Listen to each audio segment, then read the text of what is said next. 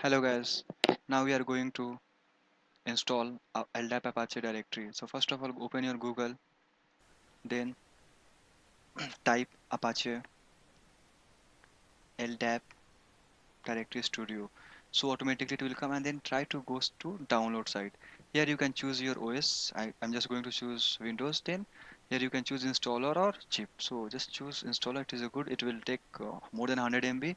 So now it started downloading. It will take some time. So I'm just going to pause the video. And after downloading, here you have to just come and try to select as a run as a administration. So after clicking as a admin, you have to install, otherwise it will get issue for you. So it will ask admin permission.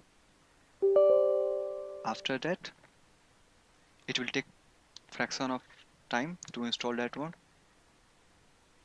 So just select and go for installation. So after installation, try to search with Apache directory studio, then it will come. Don't try to search like LDAP. LDAP is a part of inside Apache. So it is right now going for next. So click on next. Now we have done. So I'm just going to search Apache and search. So just type Apache, automatically it will come. Then click on the run. So after clicking on run, it will automatically come. If it will not come, then try to run as a admin. So it is your as usual, whatever you can see.